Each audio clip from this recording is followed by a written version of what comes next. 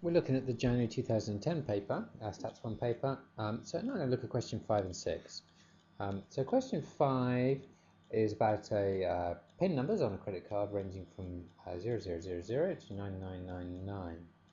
I find the probability that I guessed the number correctly. Well, I suppose the first thing to realise is it's tempting to think there are 9,900, I'm going to write this down, 9,999 possible numbers. But there aren't, of course, because that's from 1 to 9,999. But we're starting at 0. So because we're starting at 0, actually there's one more than that. We've got 10,000 possible numbers, and the chance of choosing one of them correctly is simply, so the chance of choosing the correct one correctly, well, there's only one correct one, so it's simply 1 out of 10,000. Okay. Now, it's 4 different digits, and the second part says if I can get the digits, what's the chance of getting them in the right order if I've got the right digits?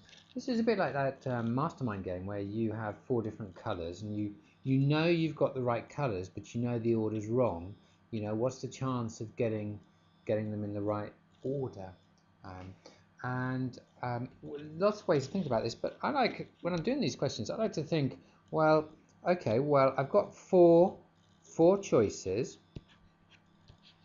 I've got, first of all, the first digit in this case, or if you're thinking of that mastermind game where you're guessing the colours, the first place. So and in this first digit, I've got a choice of, well, I know what the digits are. I know there are 4 digits. I know there are 4 digits, and I know they're either like 3, 7, 2, 1, or 8, 3, 5, 9. But I know the 4 digits. I just don't know which order they go in.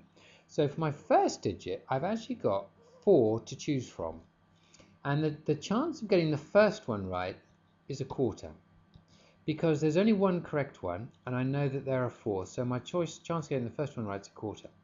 Once I've got that right, I've only got 3 left. A choice of 3 for my second digit. Now there's only one of these is going to be right.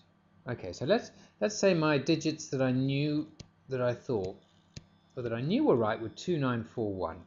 And what's the chance of getting them in the right order? So for the first one, yeah, I've got let's say the actual order is 9142. Okay, just let's pretend for now it is. Okay, so what's the chance of getting this 9, getting the first one right? Well, this is the 9 here.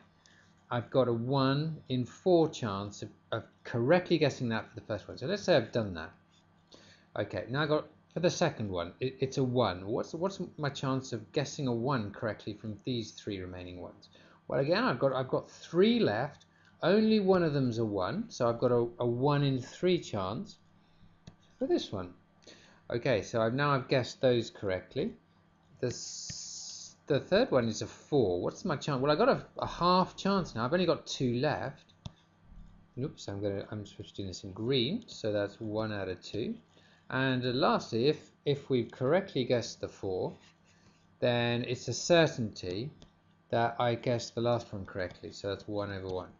So the probability of getting all 4 of them correct, so that's is 1 over 4 factorial, 1 over 24. Okay, so that's question 5. Question 6. Question 6 is about 3 prizes which are awarded to a class of 20 students. Find the number of ways in which the 3 prizes can be awarded if no student can win more than 1 prize. Okay, so again, I'm going to think this is a number of ways question. It's not a probability, so my answer's got to be a number of ways. So again, I'm going to think first of all of the prizes. So let's say I've got the English prize, and I'm going to award that first. Okay, how many people can get the English prize? Well, 20 people can get the English prize. So that's the English one. So let's say that's the English one there, and 20 people can get the English one. Okay, now I've awarded that, but I can't award the French one to the same person who won this one. So I've only got 19 choices for my French award. Now 2 people have gone, so I've only got 18 choices left for the next one, which is Spanish. So the total number of possibilities is 6,840. 20 times 19 times 18. Now for the second one, what if no student can win all 3 prizes? So a student might win 2 prizes, or they might win 1, or they might not any, but they can't win 3. They can only win up to 2. Okay, so what I'm going to do to answer this is I'm going to think about, let's say there are no restrictions at all. Let's say a student could win all 3 prizes. So how many ways can we award these prizes with no restrictions whatsoever? Well, if we were to do that, the English prize could go to 20 people, and the French prize could go to 20 people as well, because it wouldn't matter that the person had already won the English. That's perfectly all right in this situation. They're not bothered about the same person winning multiple prizes. And then, well, there's no rules, so the same person could win all 3 prizes. So we've got 20 times 20 times 20, which is 8,000. Okay, so that's if there are no rules whatever. Okay, but there is a rule.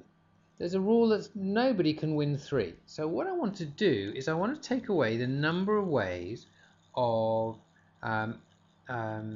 somebody winning 3. Out of all of these ways, how many ways are there that 3 prizes can be won by the same person? Well,